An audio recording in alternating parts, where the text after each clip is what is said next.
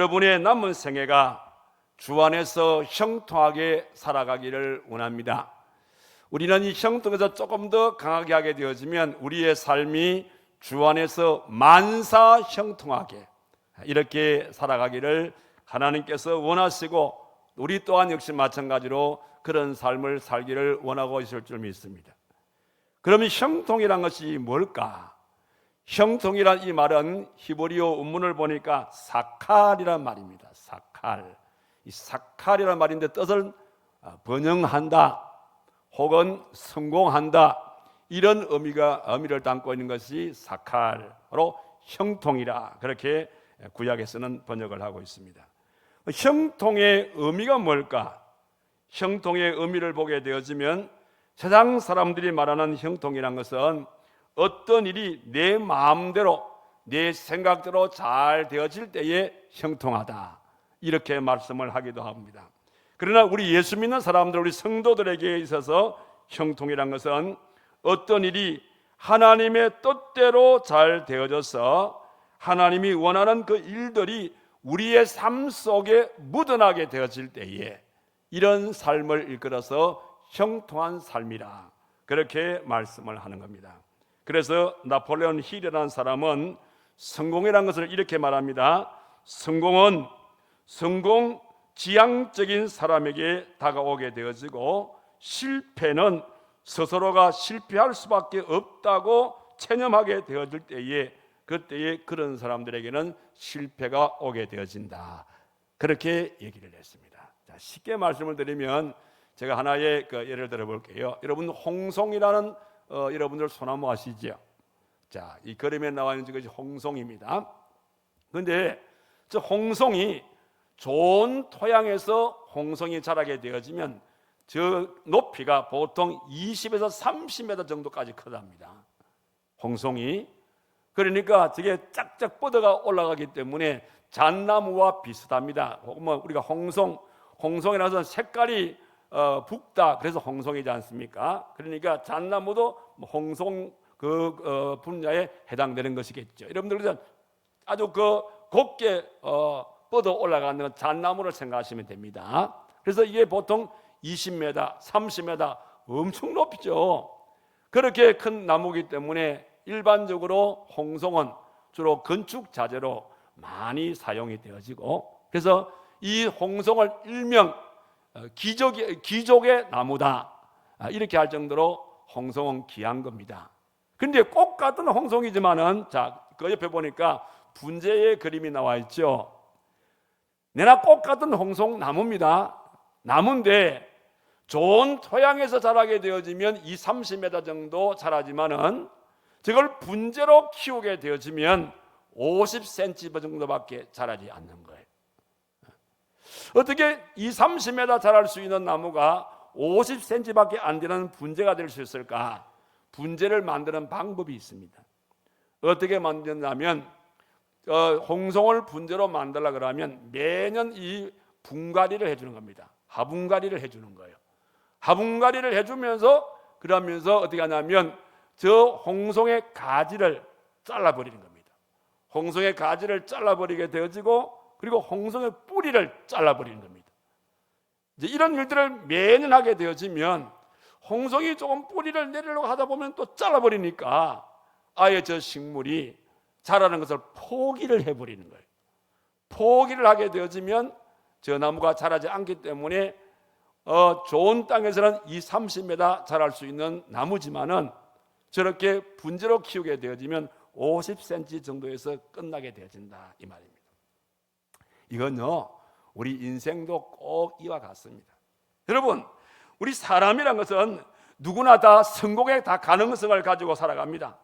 그런데 만약에 어떤 사람이 화분 속에 자라는 이 나무처럼 자기의 가능성이 있는 자기 인생을 아예 처음부터 나는 할 수가 없어, 나는 할 수가 없다고 이렇게 생각을 갖게 되어지고, 그리고 자신이 할 수가 없다고 생각하면서 자신의 성장 잠재력을 스스로 잘라버리는 거예요. 나는 할 수 없다고 말하면서 자신의 인생을 포기해버리는 겁니다. 나는 할 수 없다고 하면서 자신의 발전 그런 가능성을 완전히 이렇게 자기가 그걸 포기해버리게 되어지면 결과적으로 그 인생은 바르게 자랄 수가 없고 성장할 수가 없고 성공할 수가 없다는 것입니다. 자, 이런 맥락에서 볼 때 우리 성도들의 신앙생활 가운데서 이 마음의 자세란 것이 참 중요한 거예요. 그 사람이 어떤 마음을 가지느냐에 따라서 그의 인생이 아주 쭉쭉 뻗어오르는 20-30m 정도 자랄 수 있는, 그래서 인생을 성공적으로 나갈 수 있는 이런 홍송 같은 인생이 될 수 있지만, 그러나 자기 스스로의 나는 할 수 없다고 포기하는 그런 자세를 갖게 되어지면 우리의 삶이 똑같은 홍송이지만은 분재로서 50cm밖에 자랄 수 없는 분재처럼 그렇게 우리 인생이 그렇게 끝날 수도 있다는 그런 사실인 겁니다. 그래서 시편 기자는 시편 1편에서 1절과 3절에서 복 있는 사람을 정의하게 되어질 때에 어떻게 정의를 내리고 있습니까? 복 있는 사람은 악인의 꾀를 따르지 아니한다 했어요. 죄인의 길에 서지도 아니하고 오만한 자의 자리에 앉지도 아니하고 오직 여호와의 율법을 주야로 묵상하게 되어질 때에 그때에 시냇가에 심은 나무가 시절을 따라서 열매를 맺으며 그 잎사귀는 마르지 아니하고 그가 하는 일이 모든 일이 다 형통하게 될 수가 있다.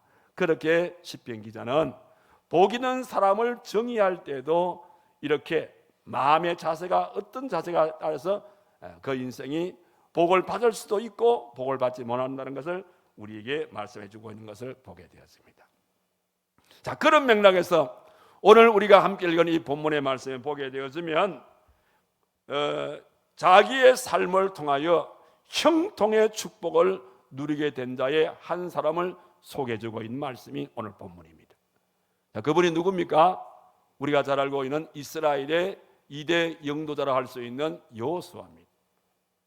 자, 지금 이 상황은 어떤 상황이냐면 이스라엘 백성들이 하나님의 특별한 축복 가운데서 모세를 영도자로 세워가지고 이제 오랫동안 430년 동안의 긴 세월 속에 애굽에 종살이했던 그 모든 생활을 청산하고 적과 꿀이 흐르는 가나안 땅을 향해서 그들은 출발을 하게 되어집니다.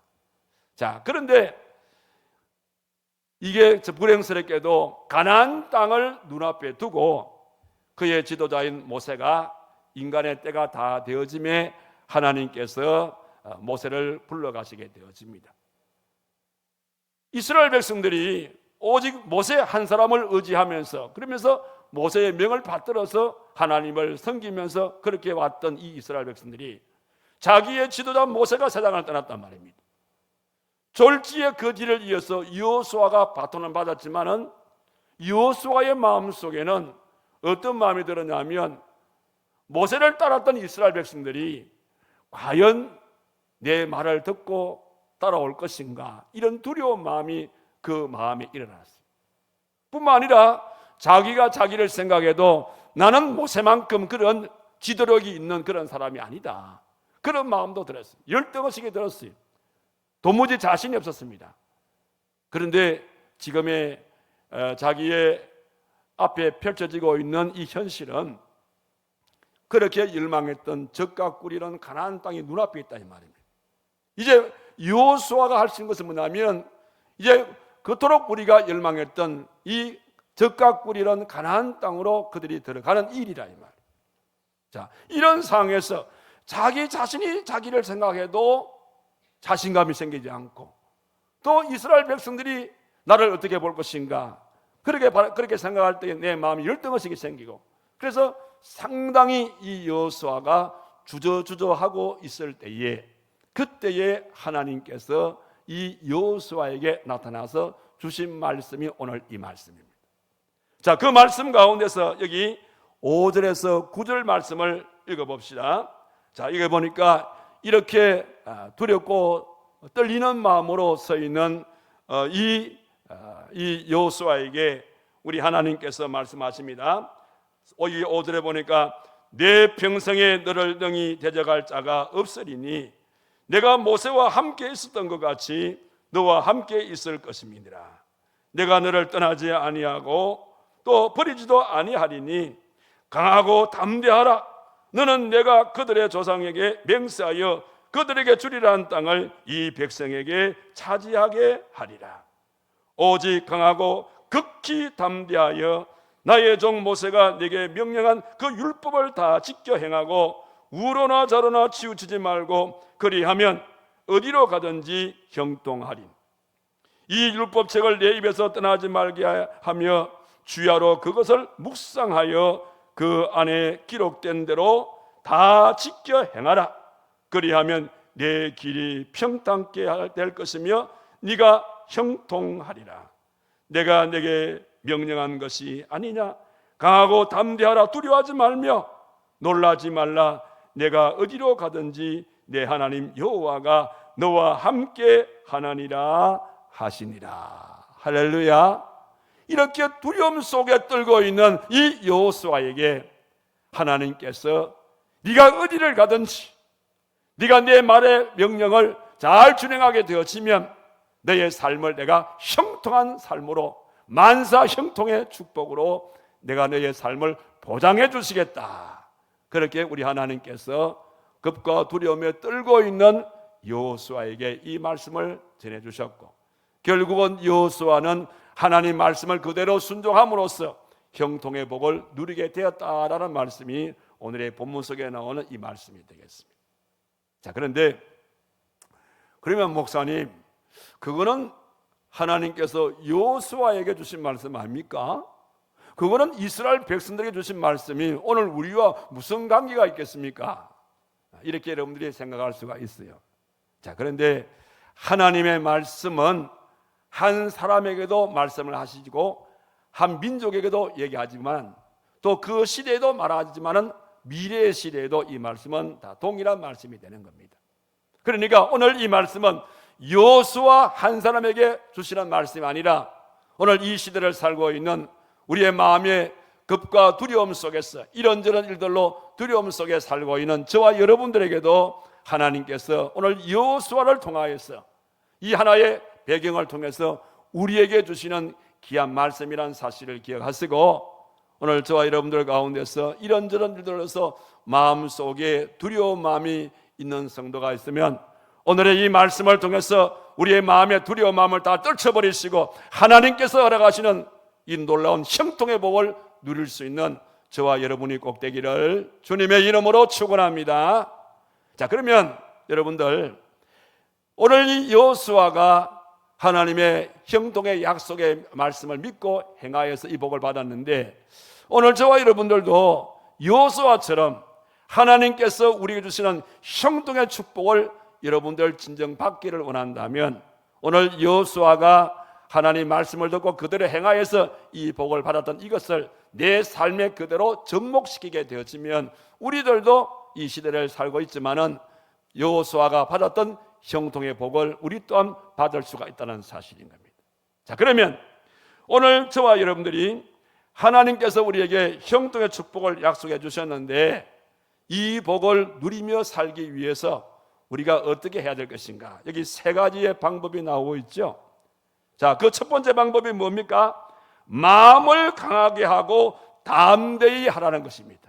한번 따라 합시다. 마음을 강하게 하고 담대히 하라. 그래요. 마음을 강하게 하고 담대히 하는 자에게 하나님께서는 형통의 축복을 주시겠다. 그렇게 약속을 하고 있다는 사실입니다. 어디 그런 말씀이 나옵니까? 조금 전에 읽은 말씀이지만은, 자, 그 부분의 말씀 다시 한번 짚어봅시다. 6절의 말씀을 보십시오. 여기 보니까 강하고 담대하라. 너는 내가 그들의 조상에게 맹세하여 그들에게 주리라 한 땅을 이 백성에게 차지하게 하리라. 그 다음에 이어서 7절에도 역시 오직 강하고 극히 담대하여 이렇게 말했죠. 그 다음에 9절에도 보시기 바랍니다. 여기도 보니까 강하고 담대하라. 두려워하지 말며 놀라지 말라. 이렇게 계속적으로 강하고 담대하라, 강하고 담대하라, 극히 강하고 담대하라, 이렇게 계속적으로 말씀하고 있음을 보게 되었습니다. 왜 하나님께서 지금 이스라엘 백성들에게 강하고 담대하라, 강하고 극히 담대하라 이 말씀을 하시게 됐냐면, 여러분들 여기 여호수아 앞부분의 말씀을 여러분들이 아시면 됩니다. 과거에 어떤 일이 있었냐면, 민수기 14장 이하의 말씀에 보게 되어지면 하나님께서 이스라엘 백성들이 가데스 바네아라는 이 지역에 이르게 될 때에, 가데스 바네아라는 것은 뭐냐면 가나안 땅이 눈앞에 보이는 그 지역입니다. 그 지역에 이르렀을 때에 하나님께서 모세로 하여금 12지파니까 12명의 정탐꾼을 보내어서 먼저 한번 정탐을 해보고 그 다음에 이제 들어가라는 겁니다. 그래서 12명의 정탐꾼이 가나안 땅에 들어가서 정탐을 해보고 다시 와서 보고하게 되어지는데, 그 중에 10명이 부정적인 보고를 하는 거예요. 그들이 어떤 보고하냐면, 민수기 13장 32절 33절의 말씀 보니까 그들이 이렇게 합니다. 우리 잘못한 것 같습니다. 가나안에 들어가 보니까 가나안에 그 7족속이 있는데 그 사람들은 키가 장대 같습니다. 이 몸집도 크고 우리는 그들에 비해서 우리는 메뚜기와 같습니다. 메뚜기와 같은 우리들이 어떻게 장대와 같은 저들을 이길 수가 있습니까? 우리는 졌습니다. 이는 막 게임 해보라 마나 안 됩니다. 이런 식으로 10명의 정탐꾼이 부정적인 보고를 합니다. 자, 그런데 그 말을 들었던 온 이스라엘 백성들이 하나같이 그들의 얘기를 듣고 우리는 죽었구나, 차라리 우리가 다시금 애굽으로 돌아가자, 이런저런 불평과 원망을 하면서, 그러면서 하나님을 원망하고 모세를 원망하는 이런 행위들이 일어난 거예요. 그 장면을 옆에서 지켜보고 있던 함께 정탐했던 사람 가운데 여호수아와 갈렙이 가슴을 찢으면서 얘기합니다. 뭐라고 얘기하냐면, 민수기 14장 9절의 말씀 보니까 여호와를 거역하지 말라, 그 백성들을 두려워하지 말라, 그들은 우리의 먹이라, 그들의 보호자는 그들에게서 떠났고 여호와는 우리와 함께 하지 않느냐. 하나님께서 우리와 함께 해주시기 때문에 우리는 능히 가나안 땅에 들어갈 수가 있다, 그런 보고를 하게 되었습니다. 자, 그러면 여러분 생각에 하나님은 누구와 함께 할 것 같습니까? 부정적으로 보고하고 그 말을 들었던 그 무리들과 함께 하실 것 같아요? 아니면은 긍정적인 보고를 통해서 하나님을 의지하는 여호수아와 갈렙과 함께 해주실 것 같아요? 그건 뭐 두말하면 잔소리 아닙니까? 그죠? 여러분 잘 생각하십시오. 하나님은 어제나 오늘이나 여러분들 분명한 사실은 부정적으로 말하고 부정적으로 생각하고 부정적으로 행동하는 사람과는 함께하지 않습니다. 분명한 사실은 하나님께서는 긍정적으로 생각하고 긍정적으로 말하고 긍정적으로 행동하게 되어지는 이런 분들과 함께 주셔서 때로는 환경을 기적적으로 바꿔주시기도 하신다는 사실인 겁니다. 그래서 히브리서 기자는 히브리서 10장 35절에서 뭐라고 하냐면, 너희 담대함을 버리지 말라, 이것이 큰 상을 얻느니라.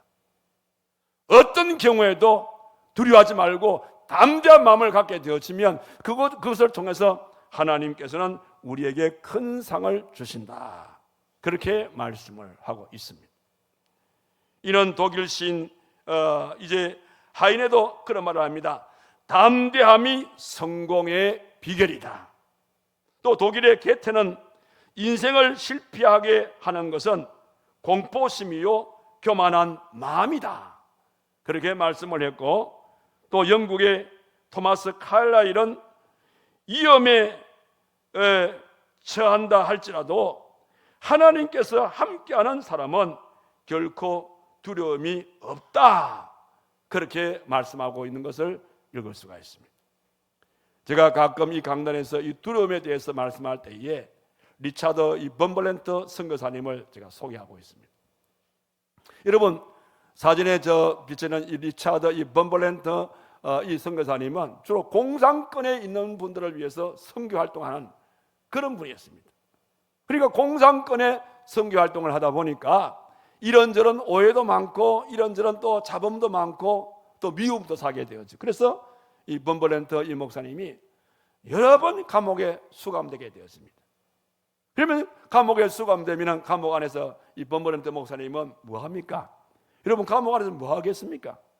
그래서 범벌렌터 목사님은 감옥에 수감되어 있으면 매일매일 하나님 말씀을 읽습니다.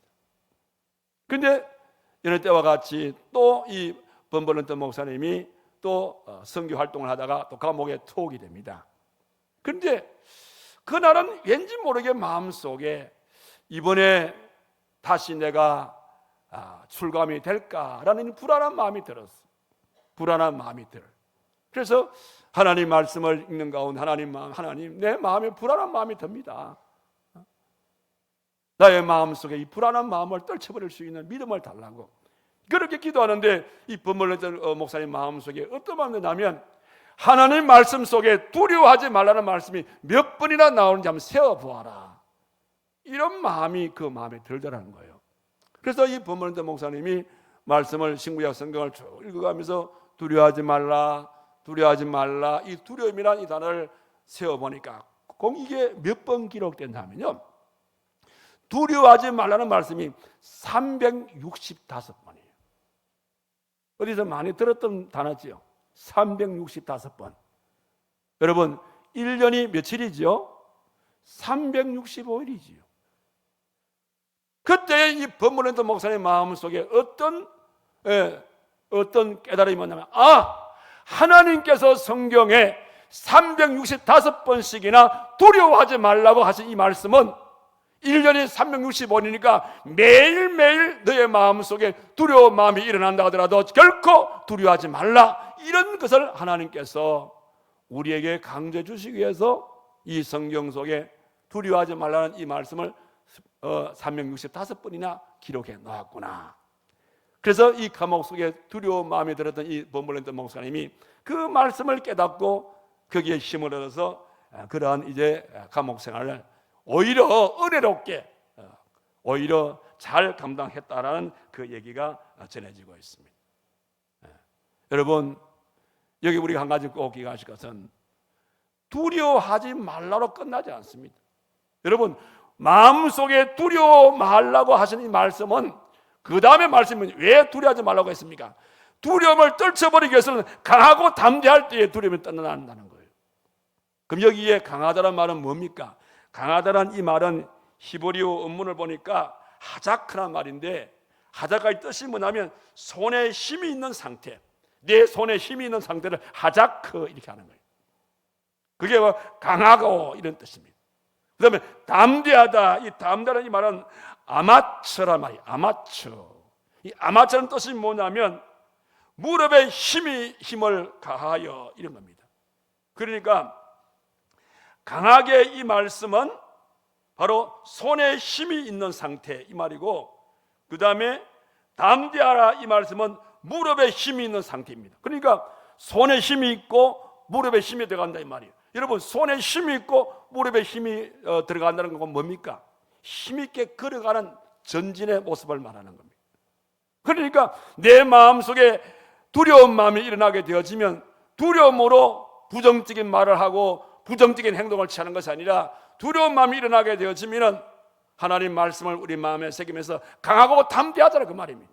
내 손에 오히려 힘을 두고 내 무릎에 힘을 주어서 멈추어 있지 아니하고 뒤를 돌아보지 아니하고 그러면서 앞을 향해서 전진해 갈 수 있는 이런 사람에게 하나님께서는 형통의 복을 주겠다, 그렇게 말씀하고 있는 겁니다. 그런 의미로 오늘 저와 여러분들 생활하시면서 혹이라도 이런저런 일들로서 두려운 마음이 일어나게 되어지면 이 말씀을 기억하십시오. 하나님께서 1년 365일 하루라도 두려워하지 말라고 말씀을 통해서 우리에게 말씀하셨고, 두려운 마음이 일어나게 되어지면 오히려 강하고 극히 담대하게 손에 힘을 가지고 또 다리에 힘을 가지고 뒤를 돌아보지 말고 옆을 바라보지 말고 앞을 향하여 전진하라 하셨다, 아멘 하시면서 하나님을 의지하고 나가게 되어질 때에 하나님은 그런 자를 붙들어 주시면서 형통의 복을 줄 줄로 믿습니다. 이런 복을 누리시는 저와 여러분 되기를 주님의 이름으로 축원합니다. 그 다음 또 한 가지는 하나님께 형통의 축복을 약속을 받기를 원한다면 여기 7절과 8절의 말씀 보니까 말씀을 다 지켜 행하라.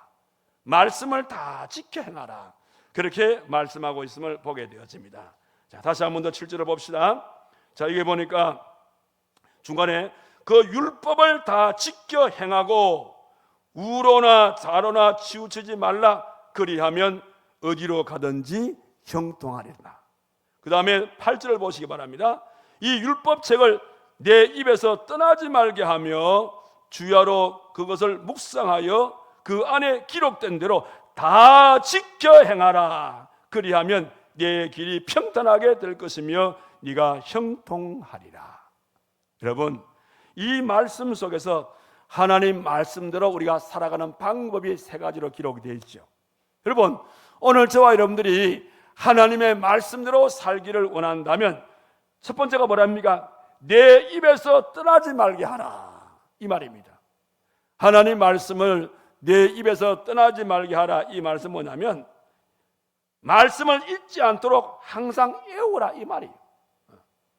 이 말씀을 문학적 표현으로 내 입에서 떠나지 말게 하라, 이런 말로 표현합니다. 그러니까 여러분들이 하나님 말씀대로 바르게 살기를 원한다면 항상 여러분들이 내 입에서 하나님 말씀이 늘 나와야 된다, 이 말입니다.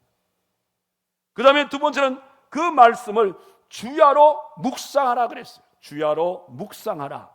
여기 묵상이라는 이 뜻이 뭐냐면 마음에 그 하나님의 말씀을 항상 간직을 하고 반복적으로 되새기고 마음속 깊이 숙고하라, 이런 차원의 말씀이라 이 말씀이 되겠습니다. 여러분, 제가 지난 금요일날 경배와 찬양 시간에 복 있는 사람이 어떤 사람인가, 여러분 보세요.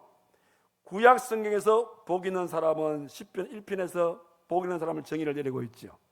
신약 성경에 들어와서 복 있는 사람을 정의할 때에 요한계시록 1장 3절의 말씀 보니까 그게 어떤 사람이 복을 받느냐, 그렇게 기록이 되어 있어요. 거기 보면 하나님 말씀을 읽는 자와 하나님 말씀을 듣는 자와 하나님 말씀을 행하는 자가 복이 있다, 이렇게 기록이 나왔어요. 그럼 왜 하나님께서 복 있는 사람을 얘기할 때에 하나님 말씀을 읽는 자와 하나님 말씀을 듣는 자와 하나님 말씀을 행하는 자가 복이 됐을까요? 자, 그것은 하나님 말씀은 우리 인생에 무엇이기 때문입니까? 하나님의 말씀은 우리 인생의 내비게이션과 같기 때문입니다. 여러분, 우리가 한 번도 가보지 않은 길을 가게 되었을 때에 우리가 안심하고 갈 수 있는 것은 무엇이기 때문에? 내비게이션이 있으면 안심합니다. 왜냐하면 나는 전혀 모르지만 내비게이션이 다 그 길을 알고 안내해 주기 때문에 우리는 그 내비게이션의 그 안내대로 우리가 따라가면 되는 겁니다.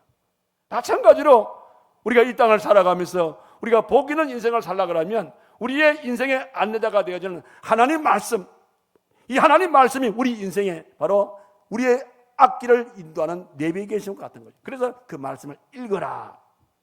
그리고 그 말씀 속에는 구원이 담겨 있는 것이고 그 말씀 속에는 요한복음 보면 영생의 그 선물이 그 속에 담겨 있기 때문에 말씀을 읽고 그러는 겁니다. 그래서 말씀을 들어라. 왜 말씀을 듣냐면 여러분들 로마서 10장 17절의 말씀 보니까 우리 믿음이란 것은 들음에서 나기 때문입니다. 여러분, 동물 가운데서 가장 힘 있는 동물이라고 하면 우리는 소를 빼놓을 수가 없어요. 여러분, 소가 굉장히 힘 있는 짐승이지요. 그럼 소는 뭘 먹길래 그렇게 힘이 있습니까? 소가 고기를 많이 먹어가지고 힘이 있습니까? 여러분, 소가 고기 먹는 거 봤습니까? 소는 고기 안 먹어요. 소의 음식은 뭐예요? 풀이라, 풀. 풀을 먹는 건데도 불구하고 소가 그렇게 힘이 있는 거예요.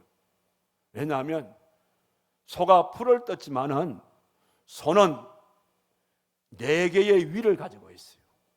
4개의 위를 가지고 있으면서 소는 하루 종일 자기가 먹었던 걸 다시 위에서 끄집어내 가지고 되새김을 합니다. 씹고 또 씹고 또 씹고 계속 씹어요. 여기에서 엄청난 에너지가 만들어진다는 거예요. 우리의 신앙생활이 아름답게 자라기 위해서, 그래서 우리는 하나님 말씀은 믿음이라는 것은 들음에서 난다는 겁니다. 여러분, 오늘 이 시간에 한번 목사님 말씀을 들음으로 여러분들 이 말씀을 다 이해한 게 아니에요. 오늘 말씀을 듣고 또 우리 유튜브, 인터넷, 우리 영상 전도를 통해서 최소한 하루에 5번 정도는 들어야 돼요. 참 신기한 것은 일반 학문이라는 것은 한 번 듣고 2번 들으면 짜증이 나고 실증이 나요. 그런데 하나님 말씀은 살아서 운동력이 있는 생명의 말씀이기 때문에 들으면 들을수록 진국이 나오는 거예요. 꼭 같은 말씀이지만은 한 번 들을 때와 2번 들을 때 느낌이 달라요. 왜? 살아있는 생명의 말씀이기 때문에. 그래서 우리의 믿음이 자라기 위해서는 하나님 말씀을 계속적으로 듣는 이런 훈련을 많이 쌓아라, 그 말이고, 그 다음에 세 번째는 그것을 행하라. 행하라 것은 뭐냐면 순종해라 이 말입니다. 아무리 내가 안다 하더라도 순종하지 아니할 때는, 행하지 아니할 때는 그거는 아무런 의미가 없다 이 말이에요. 그래서 하나님 말씀을 대로 사는 방법은 그 안에서 기록된 것을 다 우리가 지켜 행하게 되어질 때에 우리는 하나님 말씀대로 바르게 살아갈 수가 있는데, 여기에 다 지켜 행하는 이것이 형통한 자가 받는 두 번째 복으로서 하나님께서 약속해 주고 있다는 거예요. 자, 여기 우리 한 가지 아실 것은 그냥 단순하게 행하라 그렇게 기록되지 않고 뭐라 그랬어요? 그 앞에다가 다 행하라, 다 행하라. 이 말의 의미는 내가 지키고 싶은 것만 지키는 것이 아니라 모든 것을 다 지켜라 이 말인 것입니다. 자, 쉽게 말씀을 드리면, 자, 금년 11월 16일 날 뭐 하는 날이죠? 11월 16일 뭐 하는 날이죠? 수능시험 치르는 날이에요. 자, 수능시험을 치는 학생이 수능시험에서 국어를 100점 먹었어요. 100점. 근데 다른 거는 빵점 먹었어요. 그러면 이 학생은 합격을 할까 못할까? 수능시험이 점수가 좋게 나와요? 안 나와요? 좋게 안 나와요. 왜? 아니, 국어 100점 먹었는데 왜 좋게 안 나옵니까? 여러분, 수능의 과목이 국어만 있는 게 아니잖아요. 수학도 있고 영어도 있고 뭐 다른 것도 있단 말입니다. 그러니까 골고루 점수를 잘 받아야만이 결과적으로 수능에 좋은 점수를 얻을 수가 있는 거예요. 우리의 신앙생활도 마찬가지입니다. 여러분, 신앙생활 하실 때에 어떤 사람이 신앙생활 잘합니까? 목사님, 나는 내가 다른 날은 몰라도 주일 낮 예배는 내가 1년 52주 한 번도 안 빠집니다. 열심히 나와서 예배를 드렸습니다. 그럼 그분은 하나님께 예배를 잘 드리는 신앙의 100점짜리 성도입니까? 아니에요. 수능시험과 똑같아요. 주일 낮 예배는 100점이지만 주일 밤 예배를 안 나오면 빵점이라, 수요 예배 안 나오도 빵점이라, 금요 경배와 찬양 안 나오면 빵점이라, 새벽기도 안 나오면 빵점이라. 여러분, 주일 낮 시간만 100점 먹었다고 신앙생활 잘하는 게 아닌 것이 일주일간 예배가 한 번이 아니지 않습니까? 이거는 헌금 생활도 마찬가지입니다. 오늘 우리가 11조와 구제 오늘 주일인데, 여러분들 하나님이 11조를 온전한 11조를 드리려 했어요. 그 온전한 11조가 아니라 푼돈의 11조를 드린다면 이거는 하나님 앞에 온전한 것이 아니지 않습니까? 분명한 사실은 하나님 앞에 형통의 복을 받기 원한다면 내가 하고 싶은 것, 내가 갖고 싶은 것, 그것만 드리는 것이 아니라 다 행하라. 하나님께서 말씀으로 기록된 것이라면 하나도 빠짐없이 다 행하게 되어질 때에 비로소 하나님께서 그런 자에게 형통의 복을 주시나니라. 믿습니까? 그래서 신명기 29장 9절에도 보니까 모세가 이스라엘 백성들에게 너희는 언약의 말씀을 지켜 행하라. 그리하면 너희의 하는 모든 일이 형통하리라. 하나님께서 우리에게 명하신 이 모든 말씀을, 우리가 언약의 말씀을 그대로 다 지켜 행하게 되어질 때에 가정도 잘 되고, 직장도 잘 되고, 사업장도 잘 되고, 자녀에게도 형통한 복이 주어지고, 우리에게 건강도 형통한 건강의 축복이 주어진다, 그런 말인 겁니다. 그래서 헬렌 켈러라는 사람은 그런 말을 했습니다. 일이 잘 되고 무사할 때에 성경에서 길을 찾아야 하고, 상황이 곤란하고 어려울 때에도 성경에서 갈 길을 구해야 한다, 그런 얘기를 하고 있음을 보게 되었습니다. 자, 여러분들 혹시 미국이나 외국에 나가서 특히 미국에 가게 되시면 미국의 그 이름이 거리가 이제 좀 특이한 그 거리가 있어요. 예를 들어 어느 한 집단 장소 같은 경우도, 그래서 가면은 한국 사람들이 모여 사는 곳을 이것을 코리안 타운이라 그래요. 그리고 중국 사람들이 모여서 사는 사람을 우리는 차이나 타운이라 해요. 그 다음에 일본 사람들이 모여서 사는 것을 자펜 타운이라 이렇게 합니다. 그런데 LA 가게 되어지면은 유대인들의 타운이 있어요. 그 유대인들의 타운이 어떻게 만들어졌냐면, 어느 그 유대인 그 노파 한 분이 매일매일 뭐냐면 눈만 뜨면 말씀 읽고 기도하고, 말씀 읽고 기도하고, 몸이 찌뿌둥하면 나와서 이제 거리를 걷습니다. 그런데 걸을 때에 그냥 걷는 게 아니고 뭘 쭈글쭈글 하면서 자꾸 걷는 거예요. 그러니까 이제 그 동네 사람들이 그 노파가 한두 번이 아니고 매일같이 그래 하니까 좀 궁금할 거 아닙니까? 그리고 어느 날 한 청년이 그 노파에게 할머니 도대체 저희들이 보니까 그러시니 뭘 쭈글쭈글 맨날 쭈글거리시던데 그 뭘 쭈글거리냐고. 그러니까 이 노파는 그것은 내가 나이 들고 늙어서 내가 우리 민족을 위해서 별로 할 일은 없고, 내가 할 수 있는 것은 민족을 위해서 기도하는 밖에 내가 할 일이 없다 생각하기 때문에 내가 걸으면서 우리 민족을 위해서 내가 기도하면서 걷는다고, 그렇게 했어요. 그러니까 이 청년이 그러면 할머니 무슨 기도합니까? 이래 물으니까 할머니께서 하신 말이에요. 내가 늘 이렇게 그러면서 기도할 때에 내가 여호수아 1장 3절의 말씀을 내가 마음속에 이제 새기고 그 말씀을 암송하면서 내가 그렇게 걷는다네, 그렇게 말했어요. 여러분, 여호수아 1장 3절의 말씀이 뭡니까? 여기 보니까 내가 모세에게 말한 바와 같이 너희 발바닥으로 밟는 곳은 모두가 너희에게 주었노니, 네가 발바닥으로 밟는 곳을 모두 다 너희에게 주었노니 하나님 줄 줄로 믿습니다 하면서 이 말씀을 1000번 만번 계속해서 그 말씀을 외우는 거예요. 그런데 이게 웬일입니까?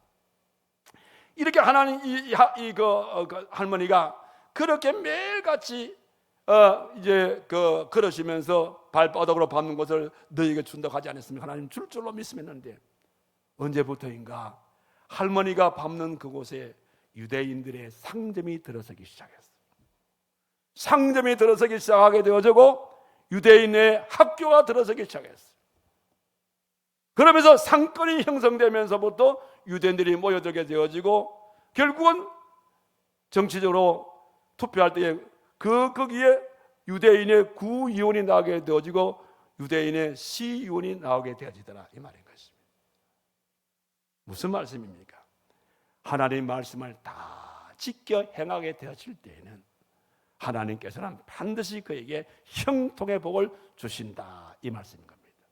그런 연고로 오늘 저와 여러분들 하나님 말씀을 우리가 읽고 그 말씀을 우리가 듣고 그리고 생활 속에 실천에 옮겨서, 그래서 하나님 이것이 말씀이라면 내 적성에 맞는 것, 내 필요한 것만 듣고 하는 것이 아니라 모든 걸 다 듣고 행하여서 우리 하나님으로부터 형통의 축복을 약속받는 여러분들이 꼭 되기를 주님의 이름으로 축원합니다. 마지막으로 하나님께 형통의 축복을 약속받기 위해서는 여기 세 번째 보니까 좌로나 우로나 치우치지 말라, 그렇게 말씀하고 있습니다. 특별히 7절의 말씀을 보니까 오직 강하고 극히 담대하여 나의 종 모세가 내게 명한 그 율법을 다 지켜 행하고 우로나 좌로나 치우치지 말라, 그리하면 어디로 가든지 형통하리니, 이렇게 말했어요. 이 말씀을 더 구체적으로 신명기 5장 32절과 33절 말씀 보니까 너희 하나님 여호와께서 너희에게 명령한 대로 너희는 삼가 행하여, 보세요, 좌로나 우로나 치우치지 말고 너희 하나님 여호와께서 너희에게 명령한 모든 것을 행하라. 그리하면 너희가 살 것이요 복이 너희에게 있을 것이며 너희가 차지한 땅에서 너희의 날이 길리라. 그렇게 말씀을 했어요. 이 말씀을 읽으면서 은혜를 받은 백범 김구 선생님은 이런 말을 합니다. 하나님을 믿기로 했으면 끝까지 믿어라. 변덕 부리는 사람들은 결코 하나님의 축복이 오래가지 아니할 것이다. 가끔 보면은 그렇지 않습니까? 어떤 사람은 누구 때문에, 누가 마음에 안 들었어, 무엇 때문에 이런저런 핑계를 대면서 이 교회 갔다가 저 교회 갔다가 마치 그 부평초와 같이 이리 흔들리고 저리 흔들리고 뿌리 없는 나무처럼 왔다 갔다 이란단 말이에요.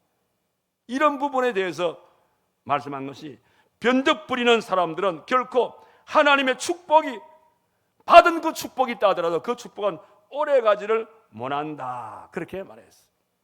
마지막으로 우리 이준 장로님의 간증을 소개하면서 오늘 말씀 마치겠습니다.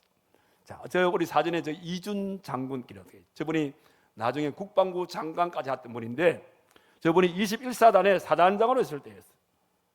여러분, 교회가 사단에 가게 되어지면 사단 관내에 민간인도 함께 참여할 수 있는 그 군인교회가 있어요. 군인교회. 거기에 이제 우리 이준 사단장님이 출석을 했습니다. 그런데 사단장이지만은 교회 봉사도 열심히 하고, 그래서 성도들에게 상당히 존경받는 사람이 되어졌어요. 그런 가운데 그 교회에 장로 이제 피택을 하게 되는데, 이 이준 사단장이 장로 피택이 된 겁니다.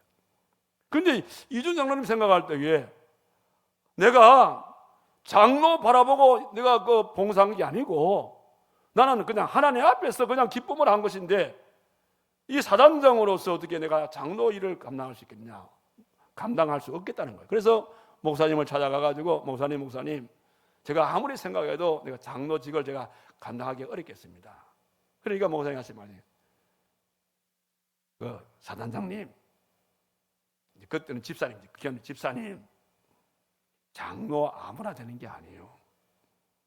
하나님께서 그냥 직만 주시는 분이 아니에요. 집사님이 하나님이 장로직을 주었다면 장로에게는 집사가 누릴 수 없는 축복 또한 하나님이 주시게 되어 있다고.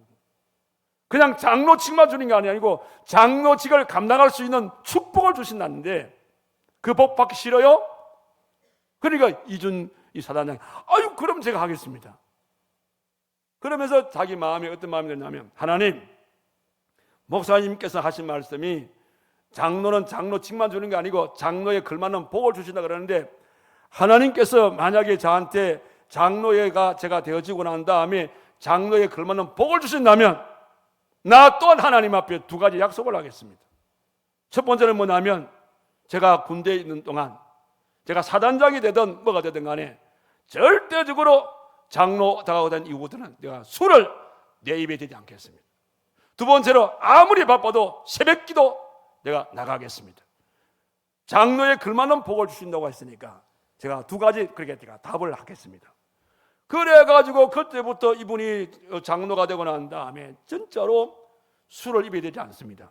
여러분, 사단장이 더 이제 앞으로 사성 장군으로 진급이 되려면 군 세계에서는 술과 떠날 수가 없어요. 그런데 이제 이게 어떻게 했냐면, 그때부터 뭐냐면 회식 자리가 되어지면 나는 교회 장로다, 하나님과 이런 약속이기 때문에 미안하다 그러면서 자, 그 술잔에다가 콜라 좀 부어달라. 그래 이분은 콜라는 거예요. 그러니까 이게 소문이 난 거예요. 그런데 이분이 진급이 안 됐습니까? 사성 장군이 된 거예요. 나중에 국방부 장관까지 했던 사람이 된 것입니다. 여러분, 내가 장군이기 때문에 어떤 형편에 따라서 움직이는 것이 아니라, 어떤 형편이라 하더라도 하나님과 나와의 맺었던 이 관계가 정확하게 흔들림 없이 나가게 되어질 때에 하나님께서는 그 믿음을 보시고 우리에게 형통의 축복을 주신다는 것을 믿으시기를 바랍니다. 결국은 하나님께서는 우리들에게 어떤 형통의 복을 어떤 자에게 형통을 주냐면 강하고 담대한 자에게, 하나님 말씀을 다 행하는 사람에게, 어떤 환경 가운데서도 좌우로 치우침이 없이 오직 하나님만 바라보고 나가는 이런 자에게 하나님께서는 우리들에게 형통의 복을 주겠다라고 약속해 주셨습니다. 그런 연고로 오늘 이 예배에 동참하신 여러분들, 이 말씀은 여호수아 한 사람에게 국한된 것이 아니라 여호수아와 같은 심정을 가지고 있는 모든 성도들에게 하나님께서 오늘 약속하시는 말씀인 것을 깊이 깨달으시고, 여러분 또한 이 세 가지 약속을 잘 지켜서 형통의 축복을 누릴 수 있는 여러분들이 꼭 되기를 바랍니다. 특별히 지금 이 시대는 어느 때보다도 혼란의 시대입니다. 정치도 혼란스럽습니다. 경제가 혼란스럽습니다. 교육도 혼란스러워요. 문화도 혼란스럽고 종교까지도 혼란스럽습니다. 이런 혼란의 시대에 살아가는 저희들, 어떤 세상적인 것을 가지고 내 가치관을 만들지 마시고, 그리고 어떤 경험이 내 삶을 지배하지 마시고, 오늘 허락하신 이 말씀 하나님의 약속의 세 가지 말씀을 생활 속에 잘 지켜서, 그래서 이 약속을 지킴으로써 하나님 앞에 형통의 축복을 받아서 내 남은 인생 주 안에서 형통하게 살아가시는 저와 여러분 되기를 주님의 이름으로 축원합니다. 기도합시다. 거룩하신 살아계신 하나님 아버지, 혼란의 시대에 살고 있는 저들에게 형통의 복을 약속하신 주님 앞에 감사를 드립니다.